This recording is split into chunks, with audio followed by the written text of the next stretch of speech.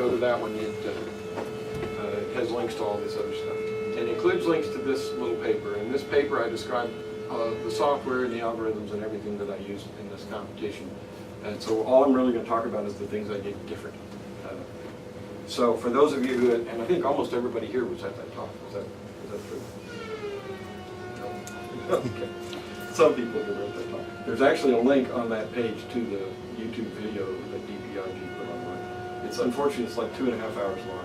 So anybody No, it's fortunate. There's a lot of information in it. Yeah, I'm just, you know, my heart goes out to anybody who sits through that. It's also one of the most viewed things on the website too. Is that right? Yeah. I think there's over. Is that the correct image?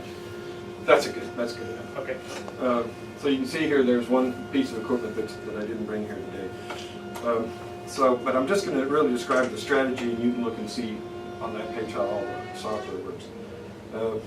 The main sensors that I used here, there's infrared detectors here in the bumper, and there's some side-looking infrared here and here.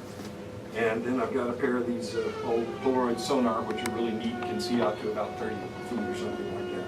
And I've got these little, very lightweight bend sensors that I use to trigger the gripper, and then here's the gripper mounted underneath. The gripper in each one of its arms has a micro switch. So it knows when it's grabbed a can or anything else for that matter. If it can close itself all the way and there's nothing in the gripper, those micro switches are not thrown, and it just opens the gripper back out. Eric, can I use your can? Random sample can. So, just hold it up. If something touches the gripper, that fires, touches these feelers, that fires off the gripper. And if they can close all the way, then they just open back up.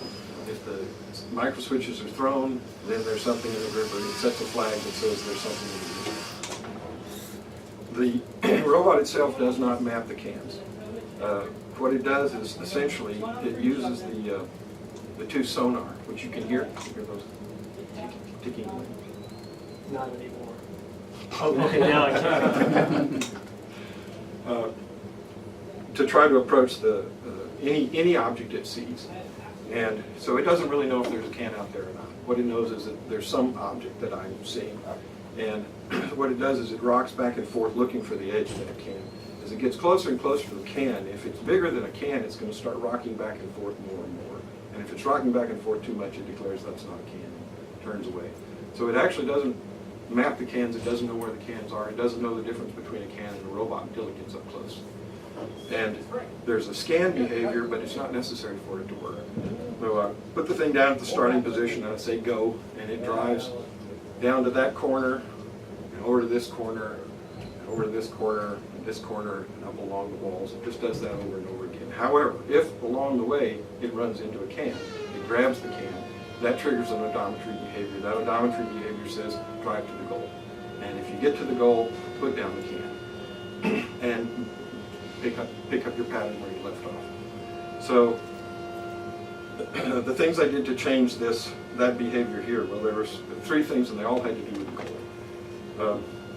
The first one is when I started running the thing, and I will say this, for those of you who really want to do this contest and be successful, and I'm not going to change SRO4 at all before the next contest. So, you know, describe how it all works, and we can all, myself included, try to beat this machine. So I won't make any changes to it. But I think a key that allowed this robot to be successful was that I built a DPRG Can Can course in the basement of the building where I work. And every day after work, I went down there. I had run the course hundreds and hundreds of times before I ever got to the competition. I had seen all the different failure modes. I tried cans and all different. And there were lots of them. And there are lots of them. What does it do when it turns around and goes off the course? Just, Thank you! You know, how to handle that. How to handle when you get the odometer thrown off. How to handle when you got 2 cans sitting right next to each other. I mean, you know, every possible mode. And really, you know, you really have to do that. It's the testing.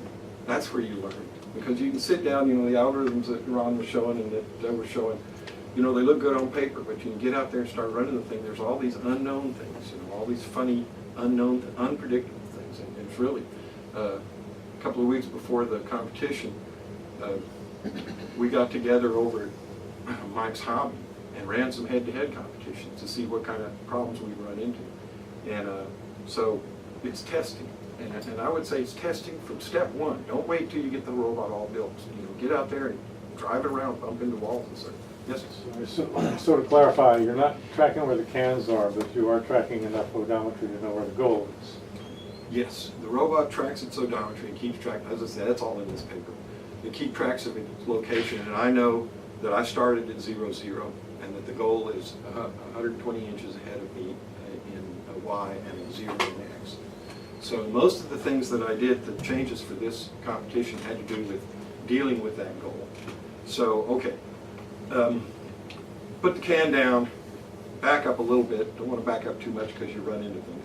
Back up a little bit, turn around, drive back onto the course a couple of feet, and then turn around and look at the walls. So I turn 90 degrees and look at the walls. If you look at these two sonar sensors are angled out a little bit. The fields on these are about 15 degrees wide, and they're angled 7.5 degrees from each other. So the centers of those two should be coincident with each other, and the outer edges run like that. So if you turn around and point at the wall, and you get those two beams the same length, you are now square with the wall. So you can correct theta, which is really the thing that gets off in odometry. It's not your X and Y, although those will get off when the theta gets off. It's not the distance you've traveled, it's the theta. So you turn around and point at the wall, get those two the same length. It tries that for 7 seconds. If it can't get it square, there's probably a can or another robot or something like that in the way. It just gives up and goes with the theta that it has, goes with the distance. Once it's got that square, it says, okay, now I know that my theta is right, I'm going to go ahead and correct my X. So I have an accurate measurement of how far it is from the wall.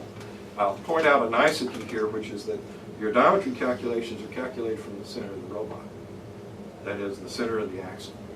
That's where 0, 0, 0 is when you hit reset. But these sensors are actually about 4.5 inches in front of that.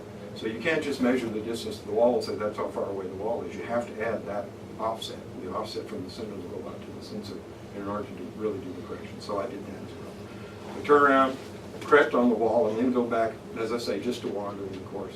But when I started running those, I could run 10 minutes. I could usually get all 6 cans, but it's sort of a matter of just wandering around, and the can happens to be in front of you. It's a target of opportunity, and you grab it. So I added a function which, when you put down the can and square it up with the wall, now you know real well where you are. You know very accurately where you are right after having squared up and measured that distance. I also know the size of the course, 7 feet wide and 10 feet long. So I have a routine in here which tells me whether or not an object is inside or outside of the boundary. But when I scan for a can, I'm getting reflections off the walls and everything else. But each one of those reflections, when it comes back, since I know my location real well, I calculate, is that reflection inside or outside of the course? If it's outside of the course, I throw it away. So that includes the course boundaries. It throws away all the course boundaries. So all I'm really seeing is every thing that's inside the course. By the same token, multiple reflections, which are a problem with sonar. As you hit a wall here and it bounces off and hits that wall here and it comes back here. So you're not really getting detection from here, even though you're facing that way. The robot thinks he's getting detection from over here somewhere. That's automatically thrown away because it's outside the course. So it cleans up all those multiple reflections. Multiple reflections are always too long. It cleans those up because they lay outside the space. You turn around there, what it does is it scans, each time it does it, it scans in a different direction. And it scans with the back-looking sonar. So it's ignoring the forward-looking one, scanning with the back-looking one. It's just looking for any object that's inside of the contest course. And when it hits that object, I can see it with this one and I can't see it with that one, so that's a can. And I just stop at that point. Just stop rotating and then go back to the normal behavior. Well, it's going to, since it's already can see the can, even though it may be trying to go to a waypoint over there, the sonar is a higher level in the subsumption architecture. And so it'll start rocking back and forth until it hits the can. As I say, if that's not a can, if that's another robot, it'll be too big.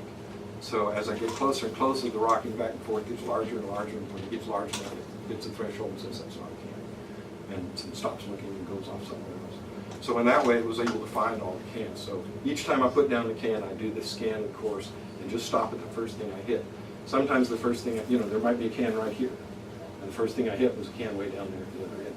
So actually, when you're going head to head, that's not a bad strategy because you're going to go get his cans. The can's near his goal.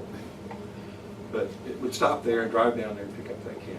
If along the way there's another can that's closer, it would see that, even though it wasn't going toward that can. And so it would turn and pick up that can. Once there's something in the gripper, the only allowed odometry target is the goal. So once there's something in the gripper, it drives toward the goal. Okay, so the three things I did to try to clean this up. One of them is, all right, I'm turning around, I'm squaring up on the wall. Now I've corrected my theta and I've corrected my x, but I haven't corrected my y. And correcting the y is kind of hard in this contest course because that far end is mostly gold. You know, there's just a little bit of wall on either side, and Doug wants to put these nice diagonals in the corner, so you can't even go with all that. You know, there's just a little tiny chip. So it's not obvious how you're going to correct y, even if you had a very accurate sensor. So what I did was I got one of these Roomba beacons that keeps you from going through a doorway. Those of you who have a Roomba, it's just a little battery-powered thing that's got an IR beam on it that runs at the standard 38.4 kilohertz. And I set it down outside of the end zone, pointed across the end. And when I drove through the end, I'm looking with the side-looking sonar IR. I'm looking for that beam, and that beam tells me, okay, you know, if I think the goal is further away, once I hit that beam, this has got to be it. So I got to put the can down. So that solves the problem if I'm going too far. It doesn't solve the problem if I'm not going far enough. And in point of fact, at one point in the competition, it did drive right down to about 3 inches from the goal, set the can down neatly, turned around and squared itself back up. There's another way to solve that problem. But that was one of the changes that I made. Second change I made was a real simple routine that says if you go outside the boundary and you don't have a can in your hand, you have to rotate around until you're pointing to the center of the course. Because it actually did that. Sometimes it would drive outside the course, and generally it could find its way back in. It did that a couple of times, where it went off the course and found its way back in. That was something I wouldn't have anticipated until I started running it a whole bunch and saw that, in fact, it would go off the course. As a matter of fact, when I was running it on my little contest course, it went outside one time and put down the can, and it turned around, and the avoidance mechanisms, it was very close to the edge, it saw the edge. And so it drove around, and it went all the way around the contest course, and came back in through the other end. And I came in that day, and I asked Doug, I said, is that allowed? You know, is this soccer or football? Can we go off the course, or is it just the can that we can't go off the course? He said, no, that would be allowed. So, okay, we'll do all right. You know, if you go off the course, as long as you can get back. The third thing I did was to make an attempt to try to find the goal if I had lost it. It turned out to be very difficult to do that with the sonar, to actually look and find that opening, because if you're close to it, it's not a problem, but if you're not very close to it, you're getting all these multiple reflections, and that just turned out to be really hard. So what I did instead, I've got these little cadmium sulfide photocells here that it uses to do photo behavior, where it can seek on a bright light or avoid bright light. And the goal, at least in my setup, the goal is dark compared to the walls. The walls are bright white, but the goal is the only dark place on the course is the goal. And so I did some experiments. Could I find it just by steering toward the darkest place? And I could if the lighting was just right. But the lighting changed a whole lot. One of the things I found, if you look, these when these grippers come on, you see a little light flash there. These are my line following sensors when I use this in line following mode. And what I found was that the ambient light in a room will totally screw it up. You go and you measure the brightness of the light, and you measure the brightness of the floor, and then when you get into an actual competition, they're totally different because of the ambient light. So I found out it worked. You carry your own light source if you try to obviate the ambient lighting. Those of you who want to do this with cameras might think about that. You carry your own lighting source and make it bright enough. So my friend Mark Sims had this real bright flashlight. And nobody noticed that I needed it to flash on and off so I could compare the bright against the light on against the light not on. Nobody noticed that it was flashing SOS. But if you can go to the next picture, I think, yeah. That was quite bright. Yeah, that's like a couple thousand lumens. Yeah. And that actually worked remarkably well, because anywhere that it was pointed, it would get a bright reflection off the wall, except when it was pointed at the goal, and then there was no bright reflection. There was a problem if somebody was standing in the goal. So one of the things I did was, early on, I suggested that we tape off the end zones, so nobody could stand down there. And that was a little change that was accepted. And that's So- all of that one cadmium sulfide cell? I call these, there's two of them. There's two of them? Yeah, and one faces left and one faces right. So, Oh, okay. so that, let's say I'm going to leave the software and everything just exactly the way it is, and we can, since this guy won, we use it as a reference model to try to beat next time. Here's the way you beat this one. First of all, it's slow. It's real slow. I think James? the blue robot, when we ran head to head, they were faster. And at least one time we were 3 cans apiece. And one other time, I had 3 cans and he had 2 cans, and there was 1 can right down there by his goal. That would have been an easy one to grab and take into the goal. And he missed it. He drove right by it. I drove all the way down from the other end of the course and grabbed it and turned around and all the way back. It's the other advantage of these sonar, and Steve was telling me about some others that he has, because they can see the whole course. You can scan the whole course rather than just see the ones that are up close, which is a really big. Okay. Yeah. Okay. This guy.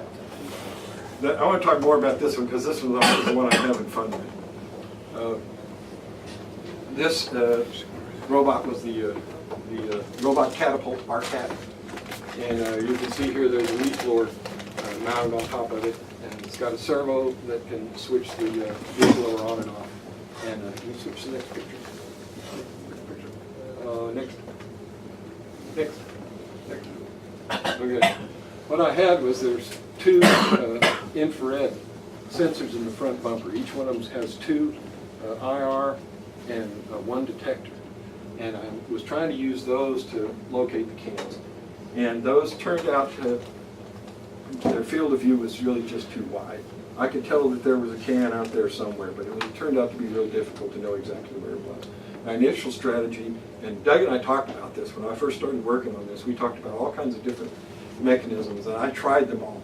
I'd set up my course, and I tried taking sticks and whacking the cans to see if I could whack them into the goal, because I thought that'd be cool, but they don't travel in straight lines.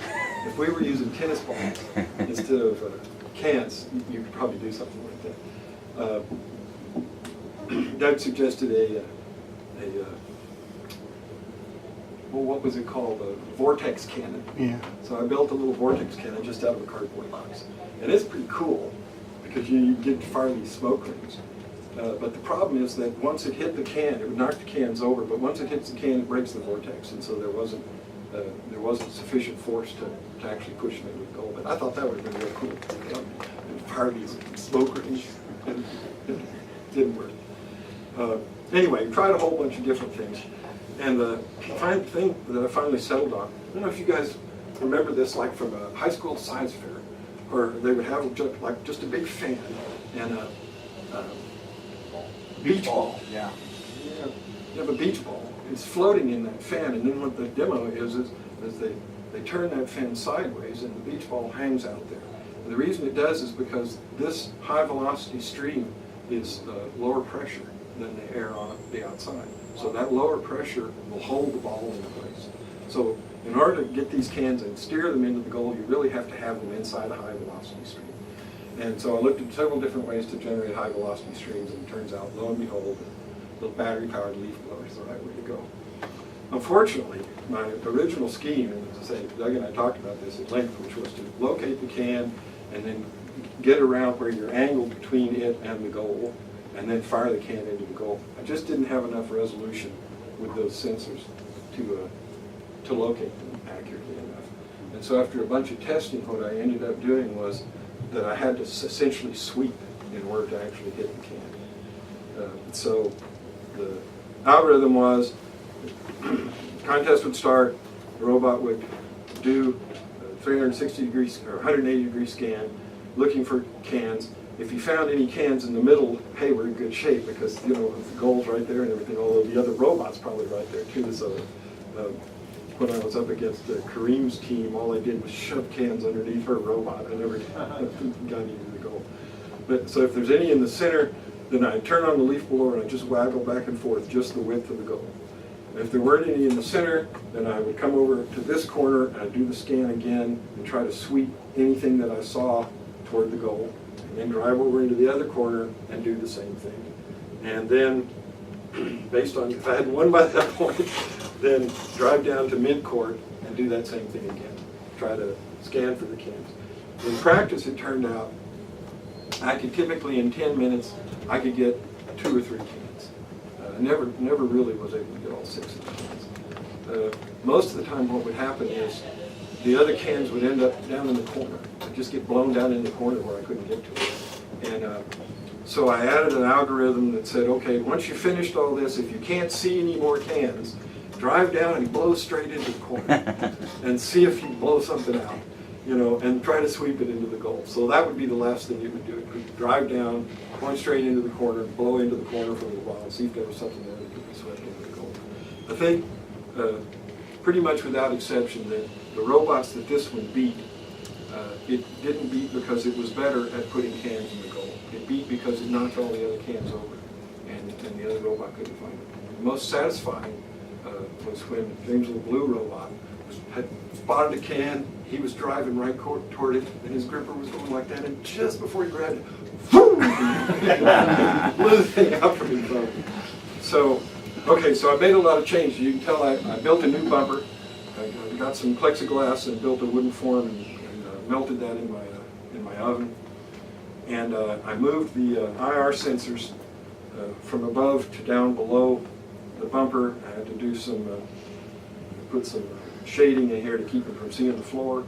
I pulled the IR LEDs off of those because they had very narrow beams. It was interesting, they were too wide to be useful for locating the cans, but too narrow to be useful for an actual bumper detection, so they were kind of totally useless. So I pulled those off and put some IR LEDs that have a much wider range. And this setup now is only being used as an obstacle avoidance, so I'm not trying to locate things with that anymore, I just use it to avoid things. And I had a pair of these Polaroid sonars and got them mounted. I just got this working about a week ago. And my strategy, hopefully, for next contest is that I will actually be able to locate a can, like SR4 does, drive to the can and grab it with the as yet to be constructed gripper. Rotate toward the goal and back up a little bit and blow the can directly into the goal. If the angle is too wide, which is a problem, then I'll try to drive and avoid things over to a better position and then put the goal down, the can down and blow it. So the idea of the leaf blower is to push the can to the goal as quick as possible without you having to actually take it there. Yeah. Because when I saw the picture, I thought you had reversed the blower and turned it into a vacuum cleaner. No. No. The idea is, and you know, in theory, I might be able to do the whole thing without ever having to cross mid-court, depending on where the cans are. But you know, if the can's down there in the corner, then I'll have to drive down there and grab it, and drive it over where I have enough of an angle, and then try to blow it through. So The one in the last contest was much more random than that. I knocked over and lost as many cans as I put in. Do you impart any spin on the can? No, but I will say that I found that when that leaf blower spins up, that it would alter my odometry because it's torque. It's torque. You know, and I actually had to put in correction. To lock the wheels. Yeah. With that, I think I'm done. I have this one working pretty well, though. I'm pretty proud of it.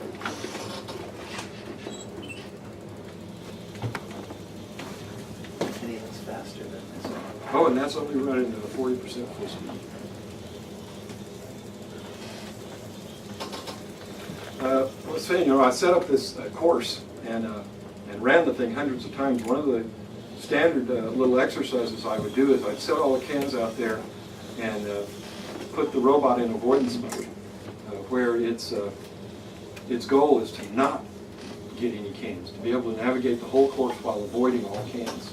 And that's a useful thing to do. Got this bumper working pretty well. You can get through narrow spaces. You see the turn radius reduces each time he hits, and if you can't get through, he'll give up.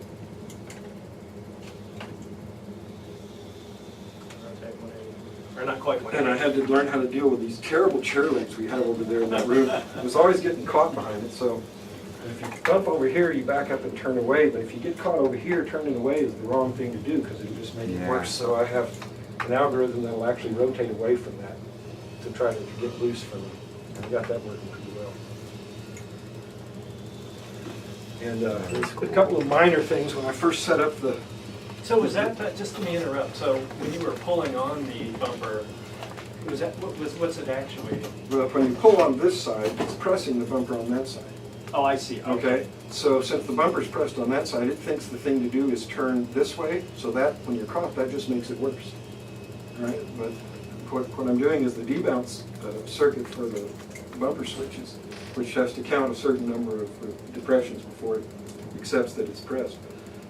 If that number gets really large, it says the bumper, it's not a bumper press, the bumper's jammed, because the bumper press should just be short.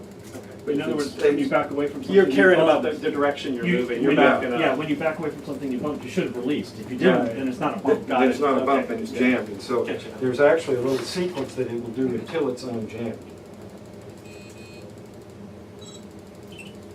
Which is, if it's jammed, first it'll try to rotate away from that side, then it'll try to back up for a while, see if that works. If that doesn't work, you try to rotate the other way. If that doesn't work, maybe drive forward, until it's released. Whereas if it's a real bumper press, then it's just a short duration thing.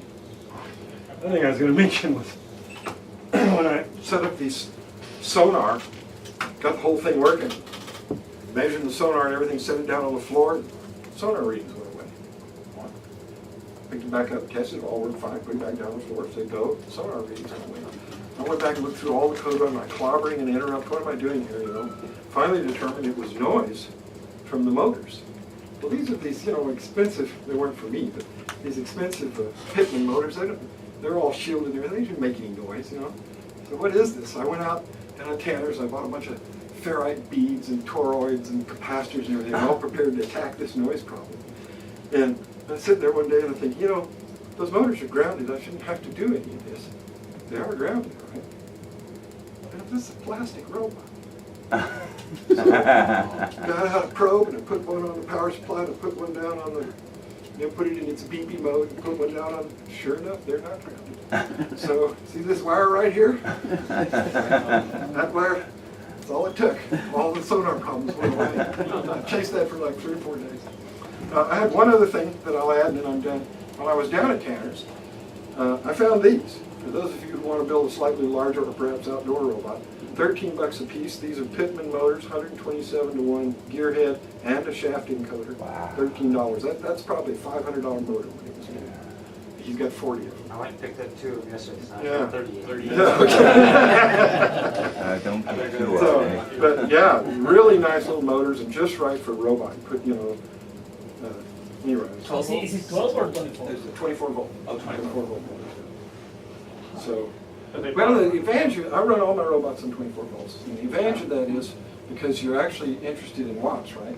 So more volts means less amps, which means smaller, cheaper parts, less heat, and all kinds of things. Just more batteries. Yeah, more batteries. And I broke my rule here once when I burned up my balancing robot. I swore I'd never again use these lithium polymer flame generators. But that's what I'm using on this one. All right. Good to see you. Been dangerous. So I think I'm done. Bad. Any questions? Great.